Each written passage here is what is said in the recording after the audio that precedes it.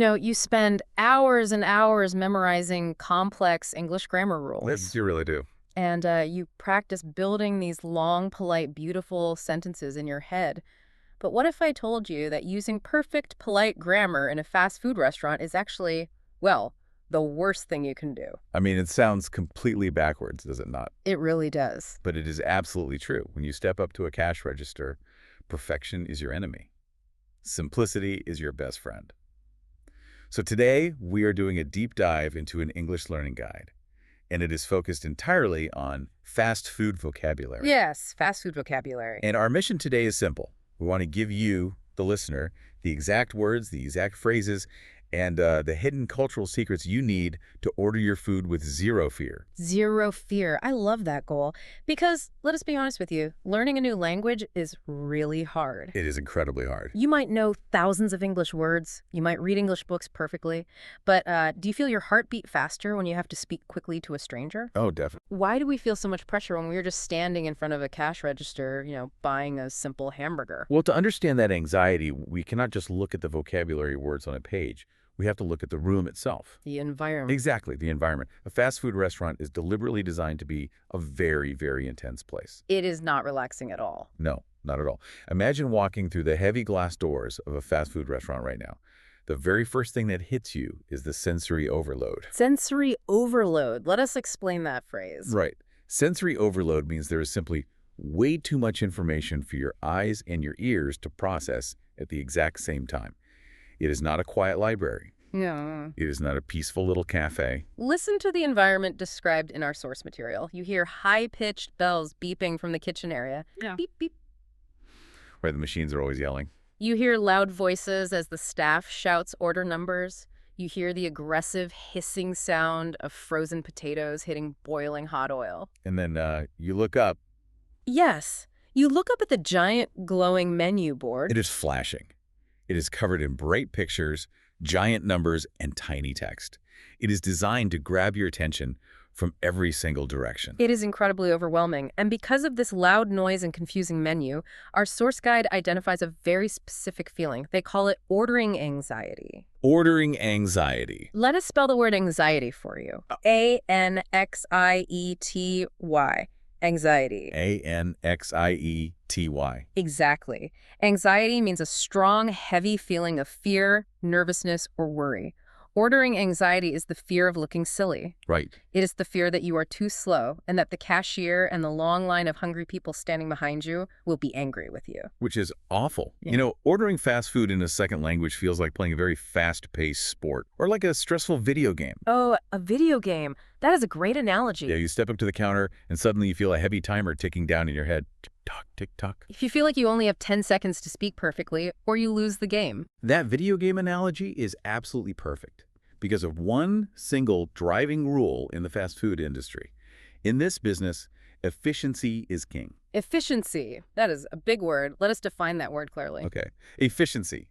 E-F-F-I-C-I-E-N-C-Y. Efficiency. Efficiency means doing things as fast as possible, with the least amount of wasted time and effort. Exactly.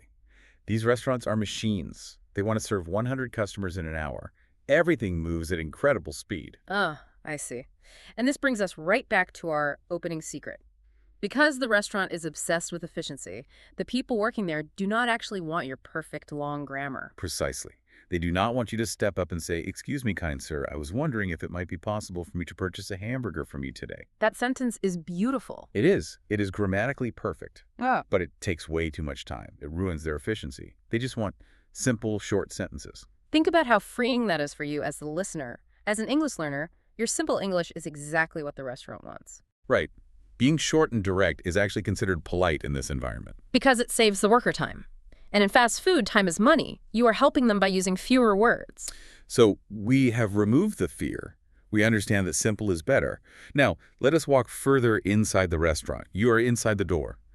What is the very first physical choice you have to make? Well, in almost every modern fast food restaurant today, right near the front door, you will see a massive digital screen. Yes, the big screen. It looks like a giant tablet computer standing on a metal leg.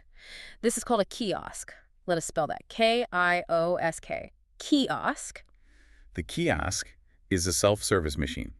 You touch the screen to order your food. You do not have to speak to a human being at all. Which is tempting. It is. As the local friend Ellie points out in our source story, the kiosk is a wonderful tool if you want to take your time. Right. If your ordering anxiety is very high and you want to stand there for 10 minutes translating every single word on your phone, you can use the kiosk. But wait, you're here to learn. You want to practice using your voice in the real world. So if you want to practice, you must be brave. Absolutely. You must walk right past that silent kiosk, and you must walk up to the human being standing behind the cash register. Which is exactly what the character Ken does in our guide. Mm. Ken is visiting New York. He is hungry, but he is determined to practice his spoken English. Good for Ken. Right. So he walks up to the counter. He looks up at the giant menu board. And immediately, he notices something confusing. What does he see? The menu is not just a simple list of food. Yeah. It is organized by big numbers. He sees combo number 1, combo number 2, value meal number 5. Let us decode this. Let us solve the puzzle of the menu board for you. What exactly is a combo? Let us break the word down. Combo. C-O-M-B-O. Combo. The word combo is a shortened version of the word combination. A combination means putting different separate things together into one group. I see. In the fast food world, a combo is a bundle. It is a complete package of food. What is inside that package? A standard combo usually contains 3 specific items. First, you get a main item, like a hamburger or a chicken sandwich. Okay. Second, you get a side item. This is almost always French fries. And third, you get a drink, like a large soda. But why is the menu designed this way? Why are the combos the biggest, brightest things on the board? It is a good question. Why does the restaurant not just list burgers, then list fries, and let me pick exactly what I want one by one? It comes down to financial psychology. Financial means related to money. Right. If you buy a burger and then you buy fries and then you buy a drink separately, it will cost you a lot of money.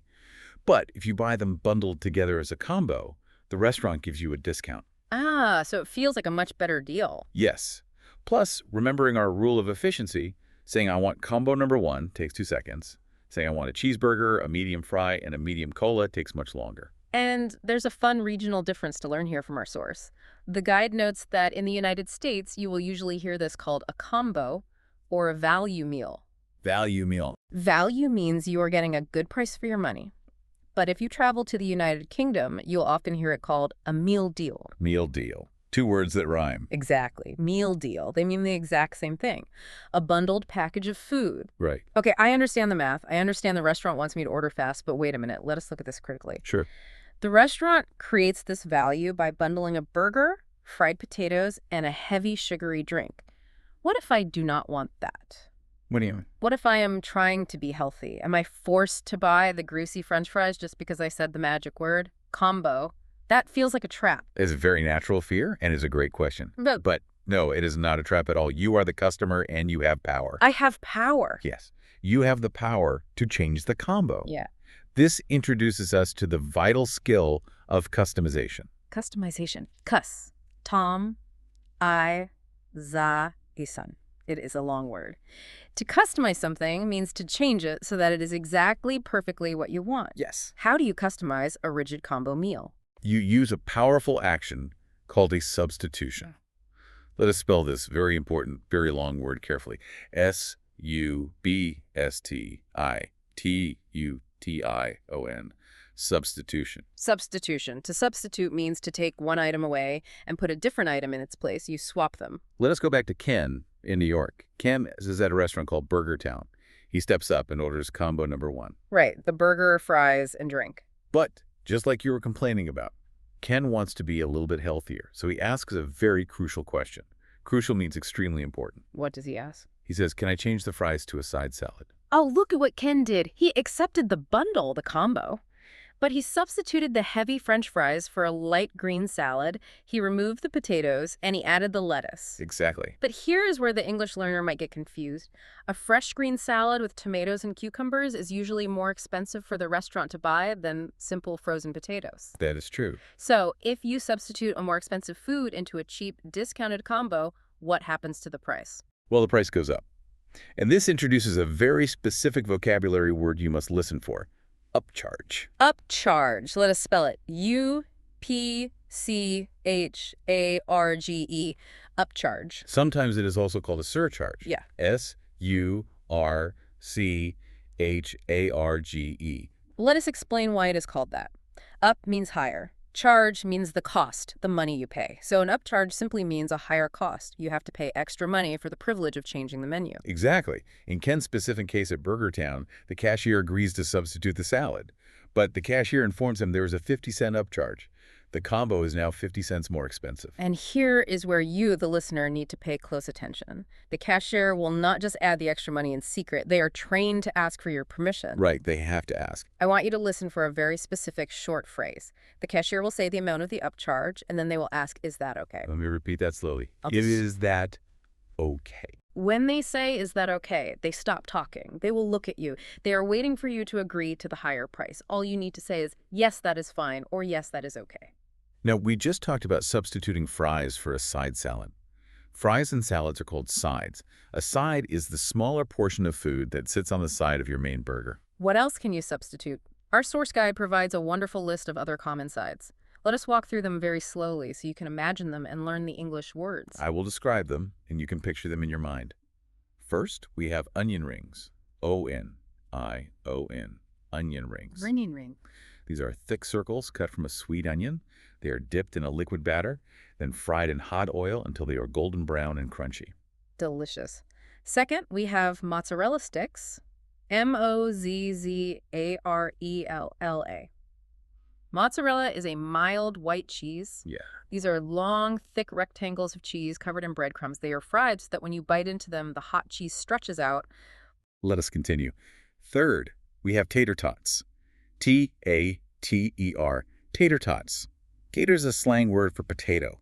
Tot means something small, like a small child. So tater tots are tiny, bite-sized cylinders of chopped potato, fried very crispy. They are very popular in America. And finally, we have coleslaw. C-O-L-A-S-L-A-W, coleslaw. This is a cold, refreshing side dish. Yes, it is made of raw cabbage and carrots chopped into tiny pieces, mixed together with a thick, sweet, and sour white sauce. So if you want crunchy onion rings instead of fries, you simply use your substitution vocabulary. You say, can I substitute the fries for onion rings? And the cashier will say, there's a $1 upcharge. Is that okay? And you say, yes. There is one more layer to customizing your combo. Sizes. Before you finish ordering, the cashier will always ask you how big you want your combo to be. Right. They will say, what size would you like? You must choose between 3 standard words: small, medium, large. Let us repeat those very clearly. Small, medium, large. In our story, Ken chose a medium. All right. We understand the noisy environment. We understand what a combo is. We understand upcharges and substitutions. Yes, we have the theory. But theory is not enough. To conquer ordering anxiety, we need to train your mouth to make the sounds. Yes. The most valuable part of our source guide is the intensive drill. Intensive means we're going to focus very, very hard. A drill is a repetitive practice exercise. Athletes do drills, soldiers do drills, and today, language learners do drills. We are going to act out the specific phrases together right now. I will play the role of the staff. I am the worker standing behind the cash register wearing a uniform. And I will play the role of the customer. I am you, the listener. Here is how this drill will work. I am going to speak a sentence slowly. Then I am going to stop talking. I will leave a long pause of silence. During that silence, we want you, the listener, to repeat the phrase out loud wherever you are. Speak into the air. Let us build your muscle memory. Are you ready? First, as the staff, you give me the universal signal. The universal signal is the green light. It means it is my turn to speak. Right. I look at you and say, may I take your order? Or I might say, what can I get for you? Now it is your turn, listener. Listen closely and then repeat out loud. Hi, can I get a cheeseburger combo, please? We will pause for a moment so you can say it. Let us analyze that. Notice I did not say, I would like to purchase. I used the simple building block, can I get? Let us practice it one more time. Speak confidently. Hi, can I get a cheeseburger combo, please? Excellent. Now, as the staff, it is my job to try to make you spend more money. This is called an upsell. Listen to my question. Would you like to make that a large for 50 cents more? As the customer, you do not want to spend more money. You need to say no politely but firmly. Listen and repeat. No thank you, a medium is fine. Pause and repeat that. Notice the rhythm. No thank you, pause, a medium is fine. Try it again. No thank you, a medium is fine. Perfect. Now, we are going to customize the drink. You want a soda, but you do not want it to be too cold. Listen and repeat. Can I have a Coke with no ice, please? Go ahead and repeat it. Notice we use a new building block here. Can I have it means the exact same thing as can I get. Let's try again. Can I have a Coke with no ice, please? Finally, we are going to ask a very important question about health. Imagine you cannot eat eggs without getting sick. Listen and repeat. Is there any mayonnaise in this burger? I have an allergy. Pause and speak it out loud. Let us quickly define that very important word, allergy. A-L-L-E-R-G-H-E-Y. An allergy is a medical condition. It means if you eat a specific food, your body reacts badly. You might stop breathing. You will get very sick. It is a serious word. Because it is a serious word, you must speak it clearly. Let us practice that full sentence one more time. Is there any mayonnaise in this burger? I have an allergy. Fantastic work. If you practice those phrases out loud, you just conquered the hardest part of the fast food experience. I want to point out why this drill is so powerful. You mentioned earlier that these phrases are like building blocks. Yes, exactly like building blocks. What you mean is, you do not need to invent a brand new, unique sentence every time you walk into a new restaurant. You just take the block that says, can I get it? And you attach it to whatever food you want. Can I get a coffee? Can I Yeah. get a chicken sandwich? You reuse the same simple structure forever. The intense conversation at the counter is over. You survived. Just like Ken in our store, you pull out your credit card, you tap it on the glowing plastic machine. Screen beeps. The machine says the total is $11.25. You have paid. But your cultural experience inside this restaurant is just beginning. Let's look around the room. After you pay, the cashier does not hand you your food immediately. Instead, they hand you a completely empty paper cup. Just an empty cup with no liquid inside. Why? Where do you take this cup? You take that empty cup to a machine called the soda fountain. Let us spell fountain. Fountain, fountain. Usually a fountain is a beautiful stone structure in a city park that sprays water into the air. But in a fast food restaurant, a soda fountain is a large metal machine sitting against the wall. It dispenses sweet, sugary drinks. And the most important thing to understand about the soda fountain is that it is a self-service machine. Self-service. That means the staff does not do the work for you. You must do the work yourself. Right. You walk over to the machine, you push the lever to fill your cup with ice, then you push the button to fill your cup with your favorite soda. And this self-service machine introduces us to one of the most beloved magical phrases in American fast food culture, free refills. Free refills. Let us spell it. R-E-F-I-L-L, refill. The prefix re at the beginning of a word means to do something again. Fill means to pour liquid into a cup until it reaches the top. So a refill means to make your empty cup full again. In many parts of Europe or Asia, if you want a second glass of soda, you must open your wallet and pay the restaurant more money. But the magic of the American soda fountain is that refills are free. Because they hand you the empty cup, you are in control. You can fill your cup, drink it completely, walk back to the machine and fill it again. You can do this 3, 4, or 5 times. You never pay extra. In our audio guide, the teacher Mark laughs and says that free refills are the absolute best part of living in America. It is a culture of abundance. It really is. So, you have your giant refilled soda, but we are still not ready to sit down. You need to make your food taste even better. You must walk away from the soda fountain and find the condiment station. Condiment. That is a very formal, very difficult word for English beginners to remember. Let us pronounce it slowly. Condiment. C-O-N-D-I-M-E-N-T. Condiment. Our learning guide uses a much simpler, brilliant phrase to describe them. They call condiments flavor booster. A flavor booster. That makes perfect sense. A condiment is a special sauce. You add it to your fries or your burger to boost or increase the flavor. Let us slowly list the most common flavor boosters you will find at this station. First, we have ketchup. K-E-T-C-H-U-P, ketchup. This is a bright red sauce made from sweet tomatoes. Next, we have mustard. M-U-S-T-A-R-D, mustard. This is a bright yellow sauce. It tastes sharp, sour, and slightly spicy. Then we have mayo. M-A-Y-O. Mayo is the short casual word for mayonnaise. This is a thick, pale white sauce made from oil and eggs. It is rich and creamy. Next is BBQ sauce. BBQ is the abbreviation for barbecue. B-A-R-B-E-C-U-E. This is a dark brown sauce that tastes sweet, sticky, and smoky like a wood fire. And finally, hot sauce. A thin red liquid made from crushed chili peppers. It burns your tongue. But here is the tricky part. When you stand at the condiment station, you do not see glass bottles of ketchup. The fast food industry is focused on speed and cheap costs. So these sauces come in tiny, sealed plastic squares. We call these squares packets, Packets packets. And our source material shares a very funny, very true detail about these little plastic packets. Because they are so small and the plastic is so tough, they are incredibly difficult to open with your fingers. Your fingers slip. The characters in the guide joke that you often have to put the dirty plastic packet in your mouth and bite it open with your teeth. Yes. And the teacher Mark warns us what happens next. If you bite the packet too hard, the pressure builds up and the sauce explodes everywhere. Oh, no. Mark complains that he always gets red ketchup stains right on the front of his clean shirt. So listener, be very careful with the packets. Besides the dangerous flavor boosters, the condiment station holds other essential supplies. It holds napkins. Napkins. Napkins are square pieces of dry paper used to wipe the grease off your fingers and mouth. It holds straws. Straws.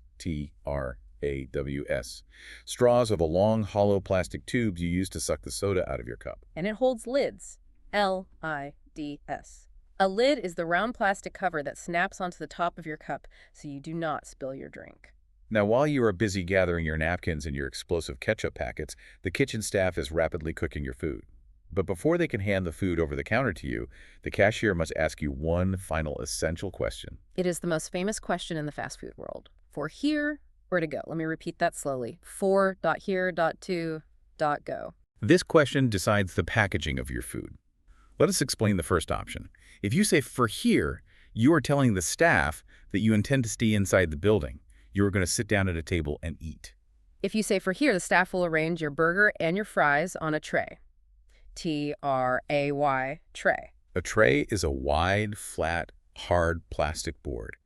It has slightly raised edges. It acts like a large portable plate, making it very easy for you to carry all your different items to a table with two hands. But what if you do not want to stay? Look at Ken in our story. Ken tells the cashier, "To go, please. I am meeting a friend in the park."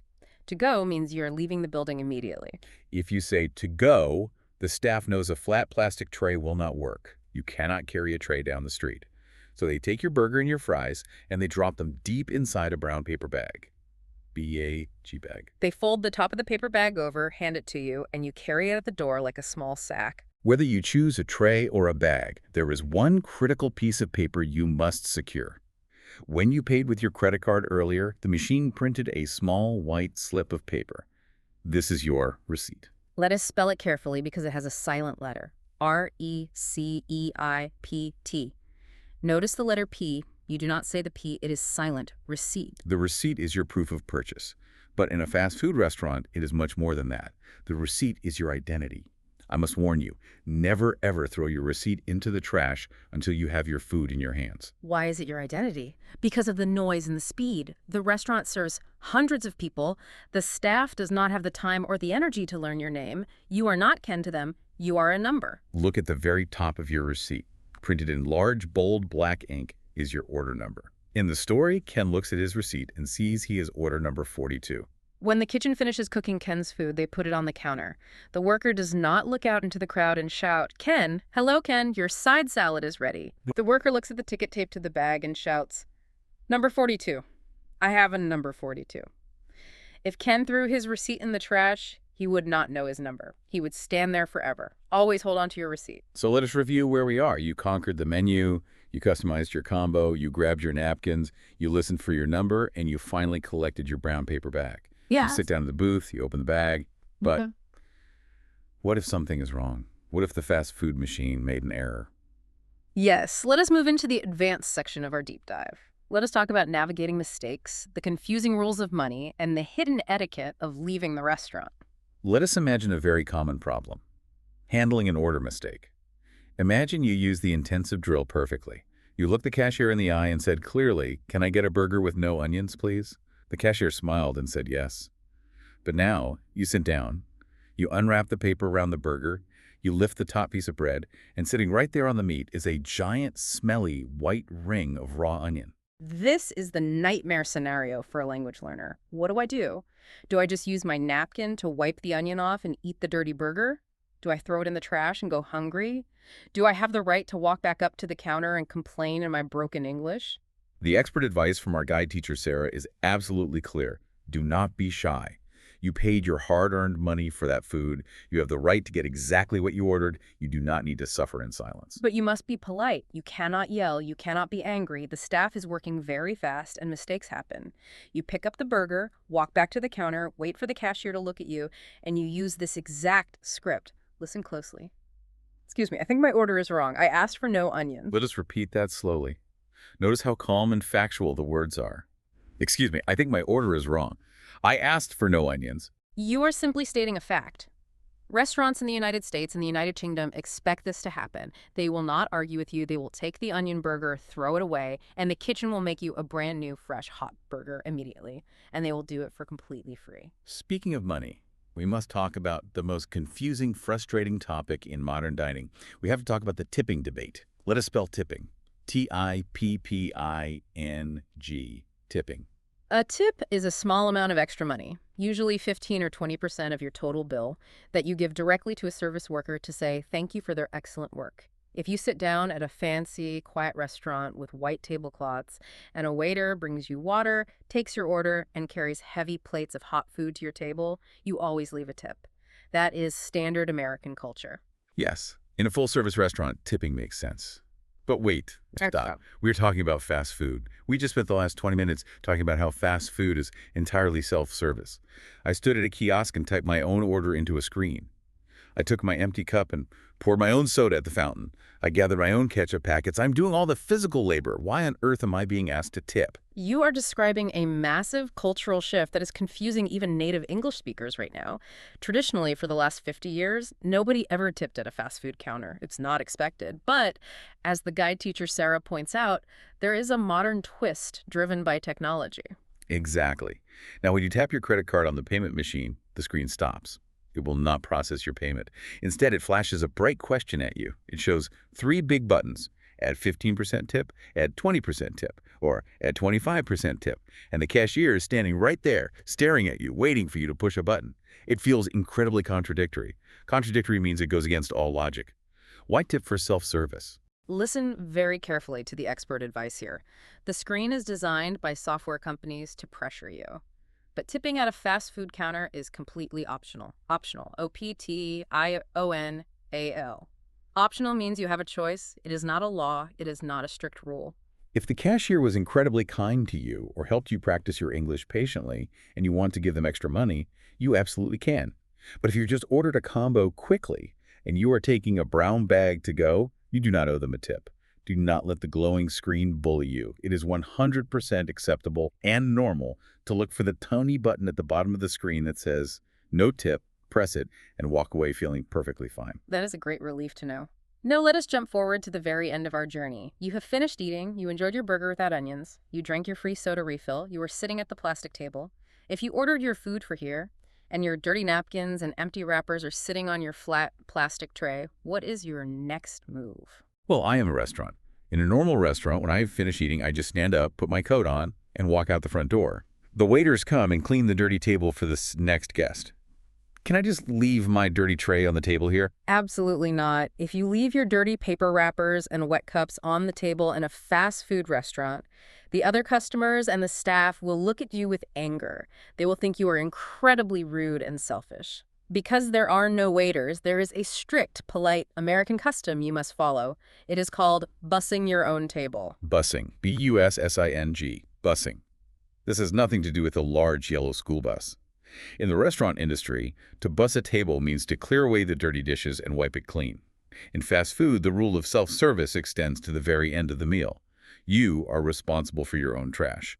You must clean up after yourself. Let us walk through the physical action of bussing your table so you know exactly how to do it. It's a very specific choreography. First, you stand up. You pick up your flat plastic tray with both hands. All your trash is resting on top of it. You walk away from the table and scan the room. You are looking for the large trash bin. It does not look like a normal metal garbage can you have at home. It is usually a large, tall box made of wood or heavy plastic. On the front of this box, right at the level of your stomach, there is a small door that pushes inwards. We call this a swing door. You hold the tray with one hand. You use your other hand to push the swing door open. Then you tilt the tray and you slide all the dirty paper wrappers, the empty cups, and the leftover food into the dark hole. Everything falls down into the hidden garbage bag. Okay, the trash is gone. But now I am standing here holding a dirty, empty plastic tray. I cannot throw hard plastic into the trash hole. What do I do with it? Look closely at the trash box. Right above the swing door, on the very top of the box, there is a flat surface, a shelf. You simply take your empty plastic tray and place it neatly on top of that flat shelf. Other customers will place their empty trays on top of yours, creating a tall stack. Later, a staff member will come, collect the tall stack of empty trays, and take them to the kitchen to be washed in hot water for tomorrow. And just like that, with the tray resting on the stack, your fast food adventure is officially complete. You can walk out the heavy glass doors and back into the street. Let us take a moment to summarize this amazing, complex journey we have taken today. Think about how much knowledge you have gained. Yes. We started outside the door, feeling heavy with ordering anxiety. We stepped inside and faced the loud noises and the confusing puzzle of the menu board. Then we learned the secret of the combo, the fast, bundled package of food. We learned how to use our power to request a substitution and pay an upcharge to get exactly what we want. We practiced the intensive drill, learning the simple building blocks of language. Can I get? And no thank you. We grabbed our tray for here or a brown paper bag to go. We celebrated the magic of the self-service soda fountain and its free refills. We learned how to politely demand a new burger if there is an error. We conquered the pressure of the tipping screen. And finally, we showed excellent cultural manners by bussing our own table. You did all of this by remembering the absolute core lesson of today's deep dive. In this environment, simple words and short sentences are your best, most powerful tools. You do not need to stress over perfect, complex grammar. You just need the right building blocks. The next time you walk into a restaurant with giant golden arches or a restaurant with a bright red roof you can keep your head held high, you know the script. You know exactly what to do. Before we say our final goodbyes, I want to leave you with something deeper to consider. What is a final thought for our listener today? I want you to think about the fast food vocabulary we learned today. Look at the specific words. Combo, efficiency, self-service, to go. Consider how these vocabulary words are actually a mirror that reflects modern human culture. A mirror. How do you mean? What do these simple words show us about ourselves? These simple words reveal our deep modern desires. The word efficiency shows our obsession with speed. We want everything instantly, without waiting. The phrase self-service shows our modern desire for independence. We do not want to rely on waiters. We want to push the buttons and pour the drinks ourselves. And the phrase to go shows our desperate need for convenience. We are so busy, we cannot even stop for 10 minutes to eat sitting down. We must take our food in a paper bag so we can keep moving, keep driving, keep working. That is a truly fascinating thought. The English words we use really do expose the way we choose to live. We started this deep dive talking about the fear and the intense pressure of the cash register. We talked about how scary it feels to try and speak a foreign language while a heavy timer ticks down in your head. But now the timer is silenced. You have the vocabulary. You have the cultural context. The fast food counter is not a scary mystery anymore. It is just a system, and you know how to operate it. You are ready. You have the confidence to speak clearly and simply. I want to sincerely thank you, the listener, for spending this time practicing with us today. Thank you for being brave enough to repeat the English phrases out loud. Thank you for doing the hard work of learning. As the teachers Mark and Sarah say at the end of our source material, stay hungry for knowledge. Do not be afraid of making mistakes. Keep practicing your building blocks. Keep speaking up in the real world. Keep learning. Take care of yourself, and goodbye.